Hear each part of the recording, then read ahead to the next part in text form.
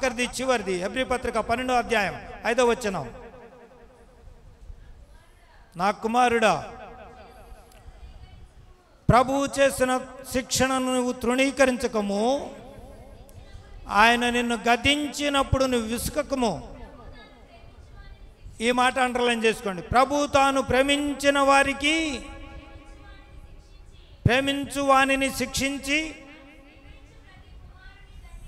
తాను స్వీకరించు ప్రతి కుమారుని దండించును. ఆయన కుమారులతో సంభాషించినట్లు మీతో సంభాషిస్తున్న ఆయన హెచ్చరికను మీరు మరిచారు అని ఎవరికి చెప్తున్నట్టు? హెబ్రీలకు. హలో, ఎవరికి మాట? లోకమంతటికి కాదు, హెబ్రీలకు. హెబ్రీలు అంటే ఎవరు? మార్పు పొందినవారు. ఇండైరెక్ట్గా, డైరెక్ట్గానేమో నది దాటిన వారు, ఇండైరెక్ట్గా మార్పు పొందినవారు. గత వారం మన వాక్యం నేను ఏది ఊరకే తీసుకురాను, లింక్ లేకుండా అసలు జరగదు. ఇప్పుడు ఈ మార్పు చెందిన వారు ఏం చేయబడ్డారు అంటే ఆయన చేత ప్రేమించబడ్డారు, ఆయన చేత శిక్షణకు గురయ్యారు. ఆ శిక్షణ ఏం జరగడానికంటే నీ మేలు కొరకు. చప్పట్లు కొడాలి. ఇది ఇది ఇది నీకు అర్థం అవ్వాలి. ముందు ఆయన చేత నువ్వు ప్రేమించబడ్డావు కనుక మార్పులోకి వచ్చావు. యోహాను సువార్త 3:16. అది కదా మన అందరినీ ప్రేమించాడు ఏకరీతిగా. నువ్వు పాపివైనా ప్రేమించాడు, నీతిమంతుడు ప్రేమించాడు, లేదంటే మురికిలో ఉన్నా ప్రేమించాడు, ధనంలో ఉన్నా ప్రేమించాడు, గొట్టపు బావుల్లో ఉన్నా ప్రేమించాడు, చెట్టు పైన ఉన్నా ప్రేమించాడు, చెట్టు కింద ఉన్నా ఎక్కడున్నా ప్రేమించాడు. ప్రేమించిన ఆయనను నువ్వు గౌరవిస్తే లేదా అంగీకరిస్తే అప్పుడు ఆయన ప్రేమ నీకు స్థిరమైనదిగా మారుతుంది. అదేమో లోక ప్రేమ, లోక సంబంధం. ఇదేమో శాశ్వత ప్రేమ.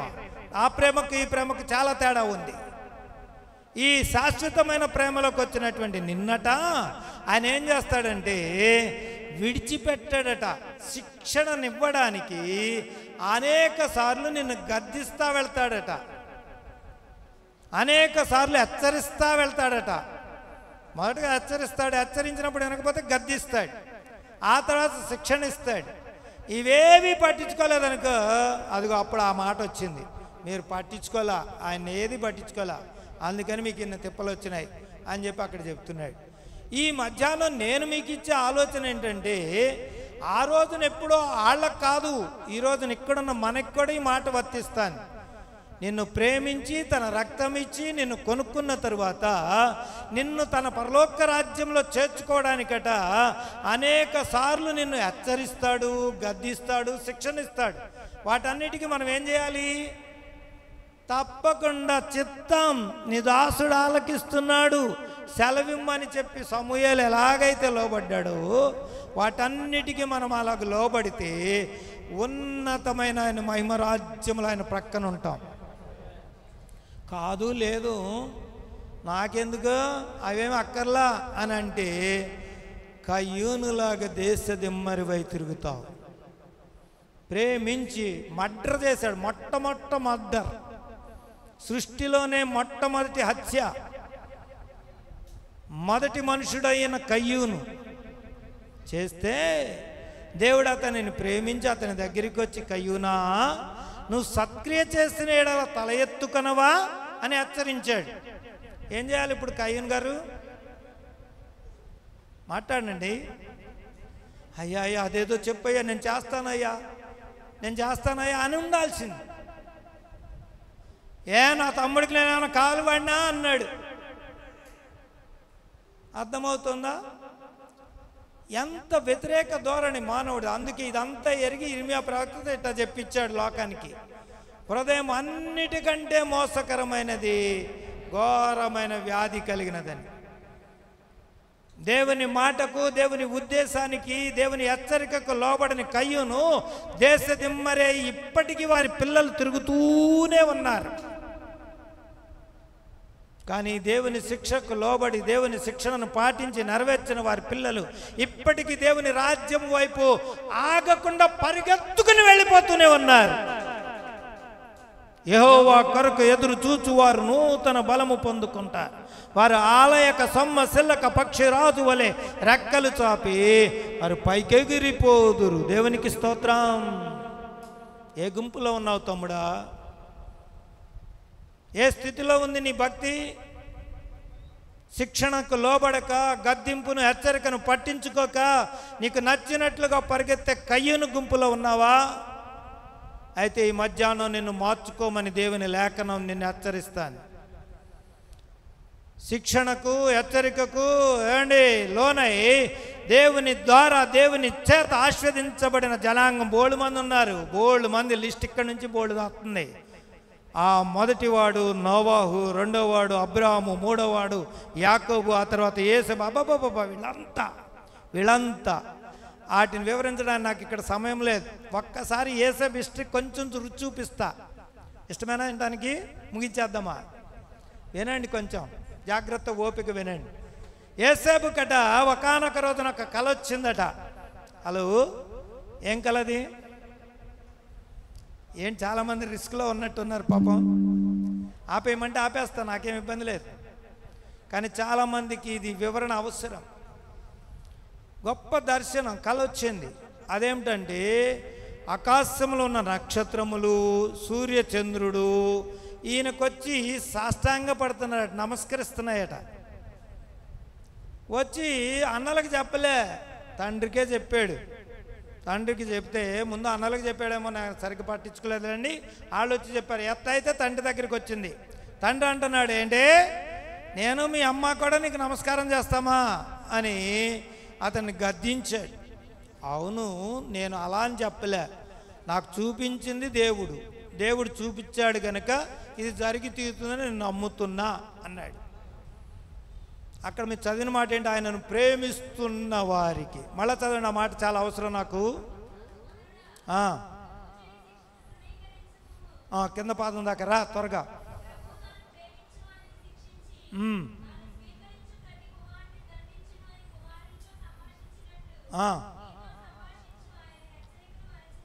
ఆమెన్. ఇక్కడికి వచ్చాం. ఇది హెచ్చరిక యేసబుకి. యేసబా, ఇదిగో నేను ఇలా చేయబోతున్నా అని చెప్పి కళ ద్వారా దేవుడు యేసబుని హెచ్చరించాడు. ఈ హెచ్చరికను వాళ్ళ నాన్నగారు ఏమైనా తోసే దాన్ని తీసి పక్కన మారే, అదేదో పిచ్చిది అన్నాడు యాకోబు. కానీ యేసబు ఏమన్నాడు? లేదు లేదు, ఇది పిచ్చిది కాదు, దేవుడిచ్చింది. కాబట్టి దేవుడిచ్చింది జరిగి తీరుతుంది అన్నాడు. ఆ జరిగి తీరుతుందని నమ్మడం చేత యేసబు గారికి ఏమొచ్చిందో తెలుసా? చెప్పాలి. శిక్షణ. ఇవాళ చాలామందికి తెలీదు. ఇదంతా దైవ చిత్తానుసారంగా జరిగిందన్న సంగతే మనుషులు పట్టించుకోరు. ఏంటా శిక్షణ? నీతిమంతుడిగా జీవించడానికి, వాక్యమునకు లోబడడానికి యేసేపుని ఏం చేశాడంటే దేవుడు ప్రేమించి బాల్యములోనే ప్రత్యేకపరిచాడు. ఆ ప్రత్యేకత చూసినటువంటి యాకోబు అంగి అయితే కుట్టించాడు. హలో జాగ్రత్తగానండి, చాలా బాగుంటుంది స్టోరీ. నిజమండి, నిజం. బుర్ర ఉపయోగిస్తే అందులో వచ్చే మాధుర్యం ఎంత అద్భుతంగా ఉంటుంది అనుకున్నారు. ఆంతరంగికంగా ఎరగని యాకోబు సైతం, బాహ్యంగా చూస్తున్నటువంటి యాకోబు సైతం యేసేపుకి ఏం చేశాడు? నిలువుటంగి కుట్టించాడు. కానీ ఈ నిలువుటంగి యేసేపుకి ఏం తెచ్చిందో తెలుసా? హలో ఏమండి, అన్నల మీద నుంచి వచ్చే ఈర్ష్యం తెచ్చింది, అసూయం తెచ్చింది. ఇప్పుడు దీన్ని జయించడానికి కూడా యేసేపుకి దేవుడు శిక్షణ ఇస్తున్నాడు. అన్నలు 9 మంది కలిసి అతన్ని చంపేయాలని నిర్ణయం చేశారు. 9 మంది ఉన్నారు, 10 వాళ్ళు లేడు అక్కడ. బాగా వెళ్ళి చూడండి కావలిస్తే. అండి 9 మంది చంపేయాలని నిర్ణయానికి వచ్చేసారు. అప్పుడు ఈ లోపల 10వ వాడు పరిగెత్తుకొచ్చాడు. ఒరే బాబు చంపొద్దురా, ఎంతైనా వాడు మన నాన్నకు కుమారుడురా, మన అమ్మలకు కాకపోయినా మన నాన్నకు కుమారుడురా, కాబట్టి ఆయన చంపొద్దు, ఆ రక్తదోషం మనకు అంటుకుంటుంది అని చెప్పి ప్రాధేయపడితే అప్పుడు ఆ రూబేన్ అనే వ్యక్తి అతనికి డైవర్ట్ చేశాడు. మరణాన్ని కాస్త దూరం చేసి దాస్యంలోకి తిప్పాడు. ఇది శిక్షణ. ఎందుకంటే ఆ దర్శనాన్ని పూర్తవ్వాలి కదా. అందుకని గోతులో ఉన్నాడిని కాస్త తీసి ఏమండి ఆ పరాయి జాతి వారికి నాణ్యాలకు అమ్మేశారు. పోనీ అక్కడికి వెళ్తే ఏం జరిగింది అంటే అక్కడ కూడా పోతీఫర్ ఏమో ఇతన్ని ప్రేమించాడు, గుర్తించాడు. బాగా గుర్తుంచుకోండి, చాలా లోతుంది ఇక్కడ. దేవుని యొక్క కార్యములను గ్రహించగలిగినటువంటి పోతీఫర్ ఏమో ఇతనిని సన్మానించాడు, తన ఇంటిలో గొప్ప అధికారిగా నియమించాడు. కానీ దేవుని యొక్క సంకల్పమును గ్రహించలేనటువంటి పోతీఫర్ భార్య మాత్రం ఈవిడను శోధించింది. ఇదొక శిక్షణ. ఈ శిక్షణ దగ్గర ఆగిపోలా. అదేం చేసుకొచ్చిందంటే యోసేపుని చెరసాలకు నెట్టింది. చెరసాలకు నెట్టబడినటువంటి యోసేపు అక్కడ మరలా చెరసాల ఆ యొక్క అధికారి యొక్క దయకు పాత్రుడయ్యాడు. ఇది ఎలా సాధ్యం? ఇది కదా దేవుడు పెట్టే శిక్షణలో ఉన్నటువంటి అపురూపమైనది. నిన్ను శిక్షిస్తూనే నిన్ను కాపాడేవాడు. కొట్టగట్టిగా చప్పట్లు. నిన్ను శిక్షణలోకి నడిపిస్తానే తన హస్తముతో నిన్ను ఎత్తిపట్టేవాడు. ఇది గుర్తుండాలి ప్రతి క్రైస్తవుడికి. నీకు శ్రమ రాకపోదు, ఇరుకు రాకపోదు, ఇబ్బంది రాకపోదు, శోధన రాకపోదు, నీవు శిక్షణలో నుంచి నడిపించ మానడు. కానీ అక్కడ కూడా నువ్వు ఒంటరి వాడవు కాదు. యోసేపుకు హస్తము తోడున్నట్లుగా నీకు నీ కుటుంబానికి ఆయన హస్తము తోడుండి నడిపించడానికి సరిపోయిన ప్రధాన యాజకుడు నా ప్రభువా. ఇది అర్థం చేసుకున్నవాడు యోసేపు. అందుకని చెరసాల్లో ఉండి కూడా ఏం పలికాడో తెలుసా? నువ్వు నీ రాజు దగ్గరకు వెళ్ళినప్పుడు నన్ను జ్ఞాపకం చేసుకో అంటే ఈయన గురించి ఎక్కడికి ఉందన్నమాట. ఇక్కడ నేను ఉండను, ఏదో ఒక రోజుకి నన్ను నా దేవుడు ఇక్కడి నుంచి బయటికి తెస్తాడని నమ్ముతున్నాడు. ఈయన నమ్మకమును ఈయన శిక్షణను చూచినటువంటి నా దేవుడు వీడు మర్చిపోయి వీడు మట్టి బుర్రైనా దేవుడు మహాజ్ఞాని, అనంత జ్ఞాని గనుక రాజు బుర్రలోకే తలంపుని తీసుకొచ్చాడు, రాజుకే కలవరం పుట్టించాడు. అప్పుడు ఈ మట్టి బుర్రలోకి బల్బు వెలిగింది. అయ్యయ్యో తప్పు చేశాను రాజా, నేను ఎప్పుడోనో చెప్పాల్సిన సంగతి మర్చిపోయాను. ఇదిగో నీ చెరసాల్లోనే ఒక హెబ్రీడు ఉన్నాడు, ఇట్లాంటి నిగూఢమైన వాటన్నిటికీ ధర్మంగా నర్మగర్భమైన వాటన్నిటికీ యథార్థంగా సత్యంగా రుజువు చెప్పగలిగిన గనుడున్నాడు, అతన్ని నువ్వు పిలిపించుకో అయ్యా అన్నాడు. అంతే, ఆగ మేఘాల మీద రాజభటులు ఎక్కడికి వచ్చారు? హెబ్రీడ్ అనే యోసేపు దగ్గరికి వచ్చారు. ఇతనికి క్షౌరం చేశారు, బట్టలు వేశారు, డ్రెస్ వేశారు. ఇప్పుడు రాజు అంతఃపురం దగ్గరికి తీసుకెళ్ళారు. అప్పుడు ఫరో కల చెప్తే ఇది నిశ్చయంగా నీ దేవుడు నీకు మేలు చేయడం కోసం చూపించిన కళ. నీ రాజ్యములో 7 సంవత్సరములు సమృద్ధి అయిన పంట వస్తుంది, ఆ తర్వాత 7 సంవత్సరములు మహాక్షామం రాబోతోంది. ఆ క్షామం కాస్త ఈ క్షేమాన్ని మింగైపోతుంది. జరిగేది ఇదే. అది 1కి 2 సార్లు చూపించాడు కనుక ఇది నిశ్చయంగా జరుగుతుంది అన్నాడు. అంతే, ఒక్కసారిగా ఫరో ఏమన్నాడంటే ఇతని వలె దేవుని ఆత్మ కలిగిన వాణిని మనము కనుగొనగలమా అన్నాడు. ఇక్కడ అంత స్టోరీ బాగా విన్నారు. ఇంకిక్కడ ట్విస్ట్ ఉంటుంది.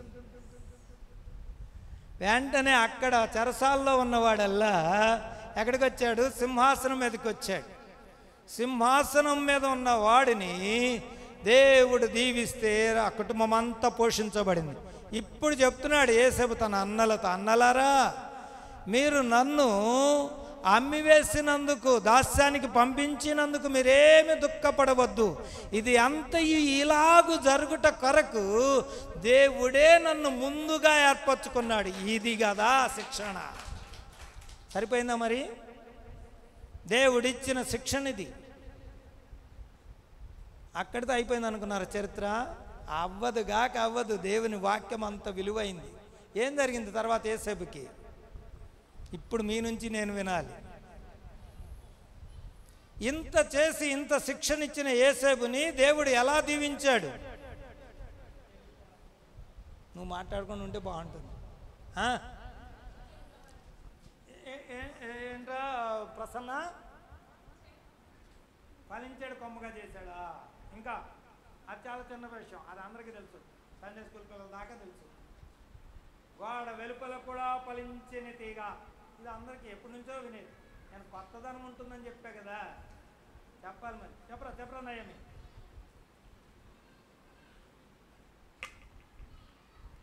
కదాలు కదలని మాట వినపడలా, నాకు వినపడితే ప్రయోజనం ఉంది. ఏంటమ్మా? చప్పట్లు కొట్టండి, ఆవిడ కోసం చప్పట్లు కొట్టండి. ఇది గొప్ప విషయం. రూబేనుకు రావాల్సిన ఆధిక్యత యోసేపుకు వచ్చి పడింది. జ్యేష్ఠుడికి దక్కవలసిన ఆధిక్యత 10వ వాడికి దక్కింది.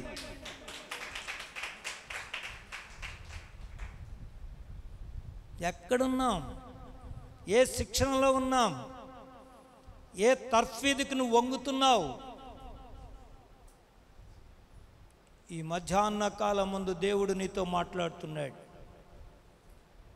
నిన్ను హెచ్చించుట కొరకు, నిన్ను తలగా చేయుట కొరకు ఆయన నిన్ను ప్రేమించి, నిన్ను హెచ్చరించి, శిక్షణనిచ్చి దీవించడానికి ఆయన చూస్తాంటే